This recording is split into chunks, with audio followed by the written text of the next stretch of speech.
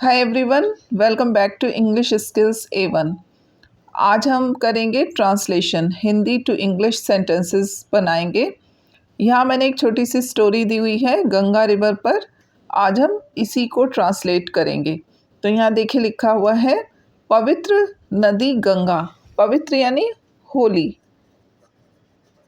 River नदी, river, और गंगा, गंगा का जी बड़े से लिखेंगे। तो पवित्र नदी गंगा, होली रिवर गंगा।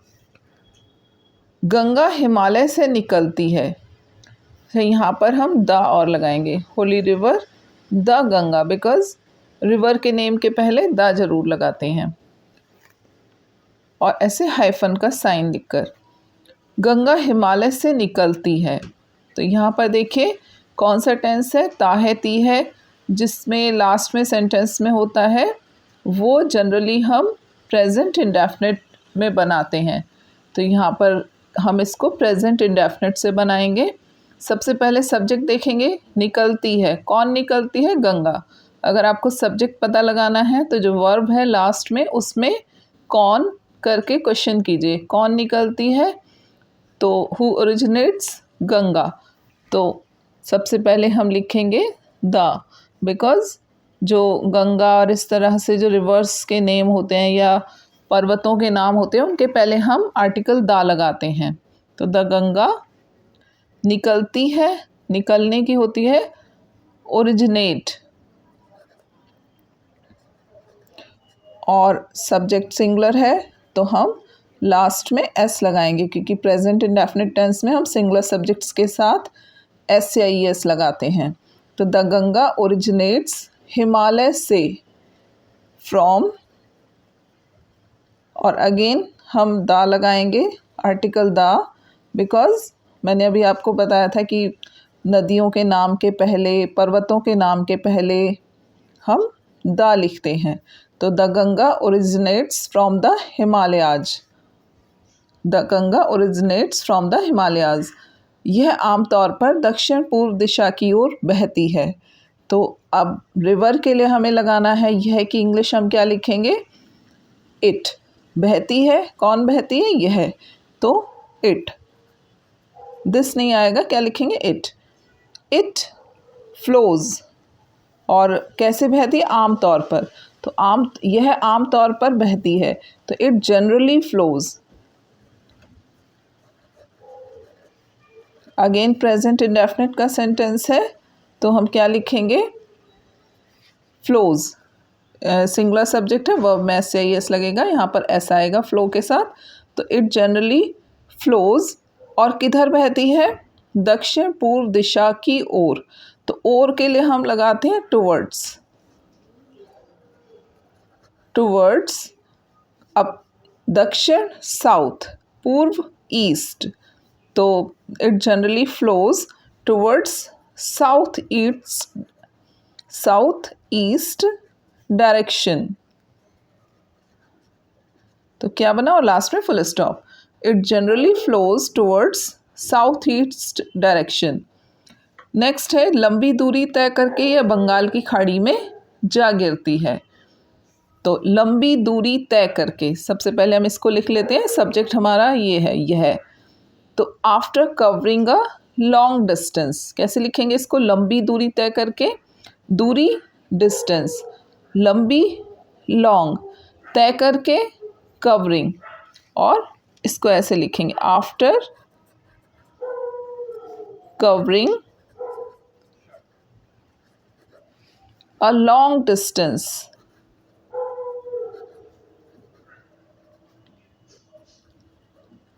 और फिर हम लिखेंगे यह की इंग्लिश क्या आएगा? इट। अब उससे पहले हम लिखेंगे कॉमा। इट गिरती है, गिरती है यानी फॉल, और ताहती है अगेन प्रेजेंट इंडेफिनिट में बनेगा, तो फॉल में एस लगेगा। इट फॉल्स, अब कहाँ गिरती है? बंगाल की खाड़ी में। तो बंगाल की खाड़ी यानी bay of Bengal. It falls into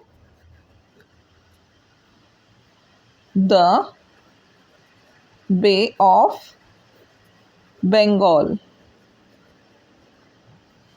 बे का बी कैपिटल में लिखेंगे और बंगाल का भी बी कैपिटल में लिखेंगे। नेक्स्ट है ऋषिकेश तक गंगा पहाड़ों में बहती है, तो कैसे लिखेंगे इसको हम? द गंगा, कौन बहती है? गंगा, तो हमारा सब्जेक्ट आ गया निकल कर। तो द गंगा फ्लोज, बहना फ्लो और उसमें एस लगाएंगे। द गंगा फ्लोज कहाँ बहती है? पहाड़ों में। इन the mountains, in the mountains. अब उसके बाद आएगा, अब कहाँ तक बहती है? ऋषिकेश तक। The Ganga flows in the mountains up to Rishikesh. Rishikesh का आर बड़े से लिखेंगे बिकॉज ये प्रॉपर नाउन है, किसी शहर का नाम है, तो ये बड़े से लिखा जाता है। तो ऋषिकेश तक गंगा पहाड़ों में बहती है। The Ganga flows in the mountains up to Rishikesh. फिर कहाँ आ जाती है? किंतु इसके बाद वह मैदानों में आ जाती है। बट इट, वह, इसके लिए भी हम इट ही लिखेंगे। But it comes to the plains, मैदान प्लेन, ठीक है। But it comes to the plains, इसके बाद आफ्टर इट, आप चाहें तो आफ्टर इट, यहाँ लिख दीजिए। But after it, it comes to the, लेकिन यहाँ पर 2 इट हो जाएंगे तो इसको बाद में ही लिखे। But it comes to the plains after it, इसके बाद, मतलब यानी कि ऋषिकेश तक पहाड़ों में बहने के बाद ये प्लेन्स में आ जाती है। नेक्स्ट है इलाहाबाद में इसकी मुख्य सहायक नदी इसमें मिल जाती है। तो कौन मिल जाती है? इसकी मुख्य सहायक नदी। क्या आया सब्जेक्ट? इसकी मुख्य सहायक नदी। तो कैसे लिखेंगे? It's tributary. सहायक की क्या होती है? Tributary river. और ट्रिब्यूटरी रिवर कौन है? यमुना, जो दूसरी रिवर है हमारी गंगा के बाद, यमुना। यमुना का वाई कैपिटल में लिखेंगे। इसकी मुख्य सहायक नदी Yamuna, it's tributary river Yamuna मिल जाती है। मिल जाती है मतलब इसको ज्वाइन कर लेते हैं, तो ज्वाइंस, ठीक है। अगेन प्रेजेंट इंडेफिनिट का सेंटेंस है तो ज्वाइन में एस लगाएंगे, ज्वाइंस। अब किस में? इसमें ज्वाइंस इट। और कहाँ मिलते हैं? इलाहाबाद में, तो at Allahabad, joins it at Allahabad.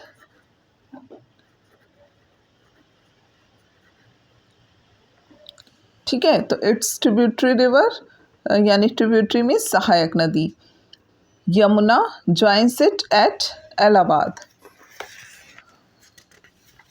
इसके बाद है सर्दी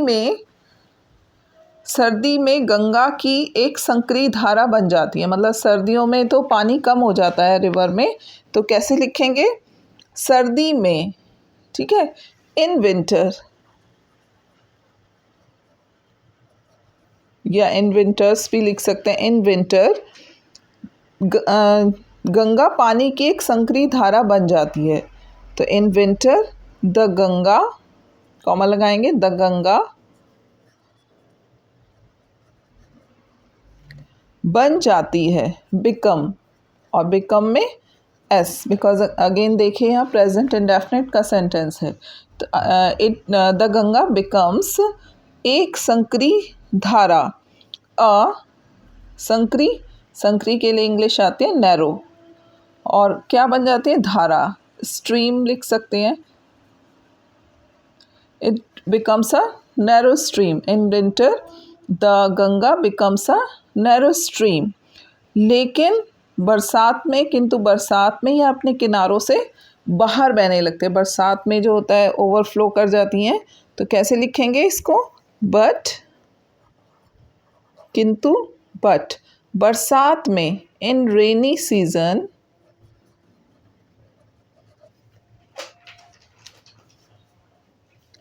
यह अपने किनारों से बाहर बहने लगती है, तो इट स्टार्ट्स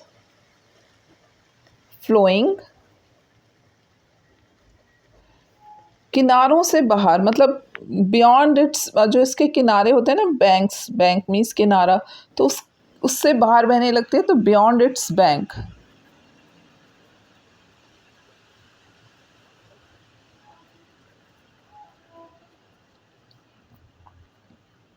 तो इन विंटर या इन विंटर्स भी लिख सकते हैं।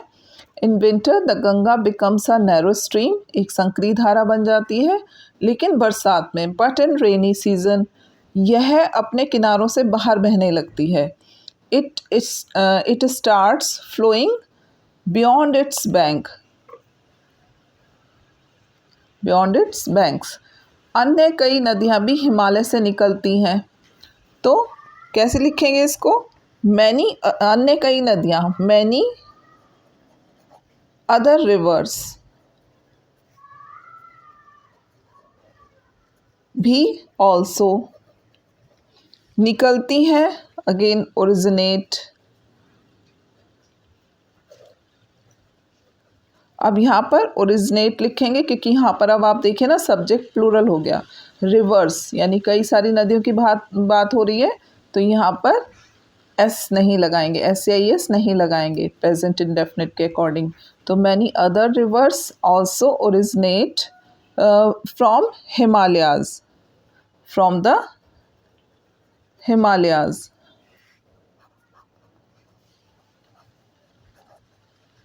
बट किंतु लोग सबसे ज़्यादा महत्व गंगा को ही देते हैं।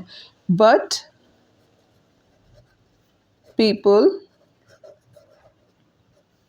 गिव, लोग देते हैं, पीपल गिव मोस्ट इम्पॉर्टेंस या ग्रेटेस्ट इम्पॉर्टेंस,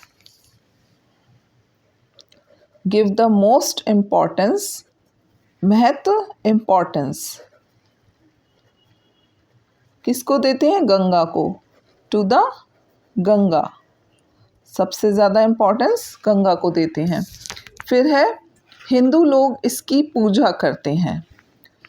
हिंदू लोग, द हिंदूज वर्शिप इट, ठीक है, the Hindus worship it. Ganga के पश्चिम में यमुना भी हिमालय से निकलती है, तो गंगा के पश्चिम में कैसे लिखेंगे इसको? यमुना भी निकलती है गंगा के पश्चिम से, तो यमुना ऑल्सो निकलती है, ओरिजिनेट्स फ्रॉम द हिमालय से, फ्रॉम द हिमालयाज। गंगा के पश्चिम में, तो in the west of Ganga, या to the west of Ganga. Yamuna also originates from the Himalayas to the west of, पश्चिम से to the west of the Ganga, मतलब गंगा के पश्चिम में है यमुना, जो कि निकलती है हिमालय से ही। तो Yamuna also originates from the Himalayas, और कहाँ से निकलती है? गंगा के पश्चिम में, to the west of the Ganga. लेकिन ये दूसरा समानांतर पथ धारण करती है, मतलब पैरेलल ये पाथ लेती है, लेकिन दूसरा लेती है। तो बट इट कौन? यमुना, ठीक है, बट इट टेक्स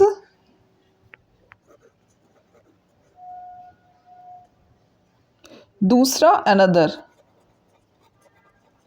समानांतर पथ, parallel path.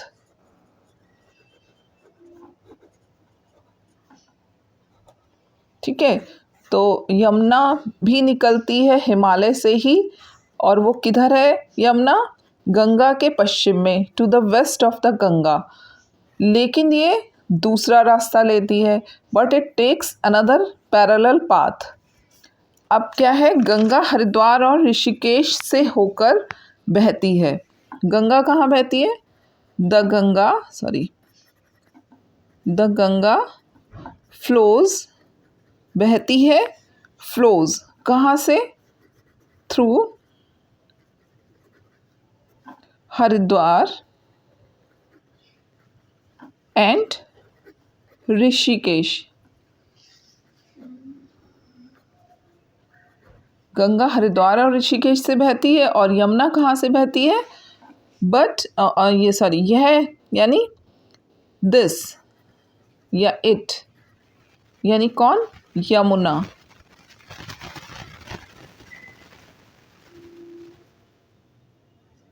Yamuna flows through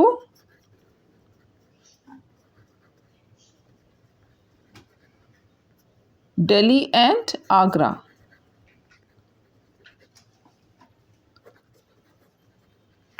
तो यह यानी Yamuna flows through Delhi and Agra, this की जगह इट भी लिख सकते हैं। तो ये थी हमारी छोटी सी स्टोरी गंगा नदी को लेकर। आई होप कि आपको पसंद आई होगी। अगर आपको ये वीडियो अच्छा लगा हो तो इसे लाइक करें, शेयर करें, और अगर आपने मेरे चैनल को अभी तक सब्सक्राइब नहीं किया है तो इसे सब्सक्राइब करना ना भूलें। Thanks for watching.